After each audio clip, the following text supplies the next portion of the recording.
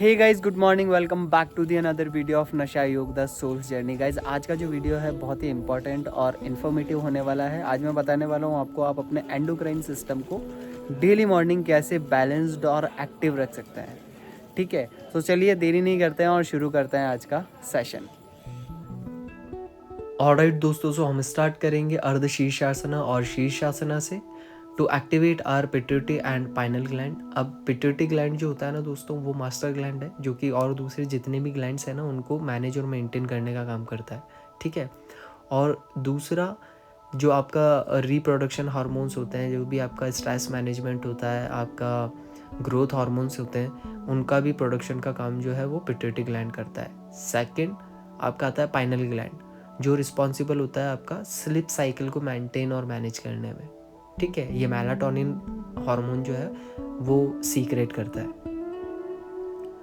तो आप इन दोनों को एक्टिव और बैलेंस्ड रखने के लिए शीर्षासना कर सकते हैं, अर्ध शीर्षासना कर सकते हैं, और भी जितने भी आप हेड मतलब सिर के बल होने वाले जो भी आसन है ना, जिनमें आपका ब्लड फ्लो है, जो आपका ब्लड का जितना भी फ्लो है वो टुवर्ड्स योर हेड रीजन आ रहा है, ऐसे आसन जब भी आप करेंगे तो आपके ये दोनों जो ग्लैंड्स है वो अच्छे से एक्टिवेट और बैलेंस्ड वे में काम करेंगे। एंड आपके अंदर एक बहुत ही अच्छा एकाग्रता, फोकस्ड, एक अलग ही तरह की शांति ऑटोमेटिकली आने लग जाएगी।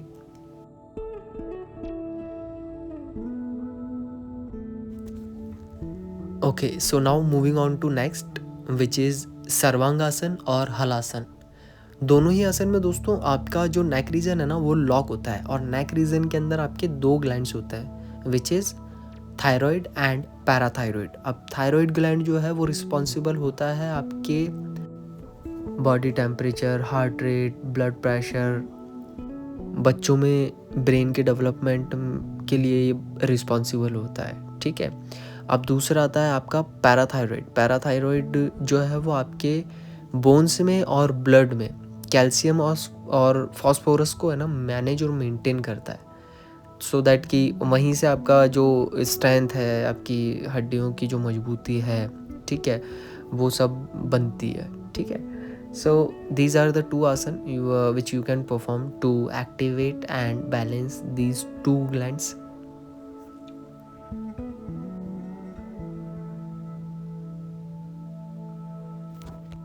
ओके, चलिए जी, moving on to next, thymus and adrenal gland. Thymus जो होता है ना वो आपके लोकेटेड होता है चेस्ट रीजन में। ठीक है। और ये रिस्पॉन्सिबल होता है आपके इम्यून सिस्टम को मैनेज करने में। ठीक है, मतलब अगर ये एक्टिव रहेगा ना तो आपका इम्यून सिस्टम जो है वो गड़बड़ हो जाएगा। बेसिकली ये प्रोडक्शन करता है आपके वाइट ब्लड सेल्स का। ठीक है। और अब नेक्स्ट आता है अपना adrenal gland. Adrenal gland located होता है आपकी किडनीज के ऊपर की तरफ। ठीक है, ये भी किडनी बीन्स जैसे ही शेप होता है, छोटा सा ग्लैंड होता है, और इसका काम होता है आपके स्ट्रेस रिस्पॉन्सेज, मेटाबॉलिज्म को कंट्रोल करना। ठीक है। ऑल्सो एनर्जी और ब्लड प्रेशर को मैनेज और मेंटेन करने का। सो यहाँ पे मैंने 3 आसन करे हैं। ठीक है, इन 3 में से जो भी आपको कंफर्टेबल लगते हैं, आप 2 आसन, एक आसन को 10-10 मतलब सारी पूरी सीरीज़ के अंदर आप कोई भी आसन ले लो और उनको 10-10 सेकेंड 15-15 सेकेंड होल्ड करके 3-3 बार आप करो। आपका पूरा एंडोक्राइन सिस्टम जो है वो हैप्पी और हेल्दी रहेगा।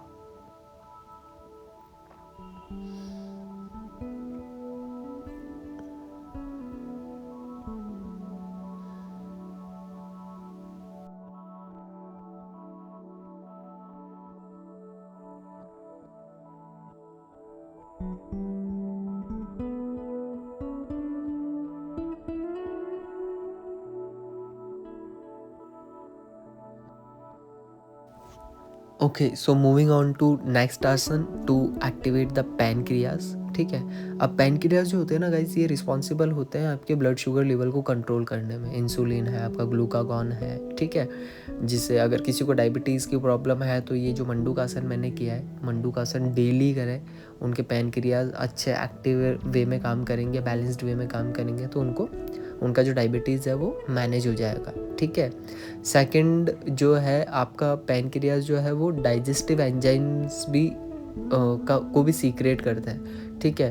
तो आप जैसे ही ट्विस्टिंग वाले और बैंडिंग वाले जितने भी जहाँ पे जितने भी आसन हैं जिनमें आपको एब्डोमेन पे स्ट्रैच कंप्रेशन ये आने लग रहा है, ठीक है, मैंने यहाँ पे 2 ही आसन करे हैं। तो specifically to compress the pancreas, जो कि मैंने मंडूक आसन किया। दूसरा ये वक्रासन है, ये आपको ट्विस्टिंग पोज है, तो आपको अच्छा स्ट्रेच और एक साइड पे स्ट्रेच फील होता है, ठीक है।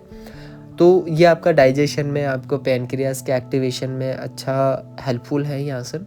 आप ये आसन कीजिए और you will get the best benefits of these asanas.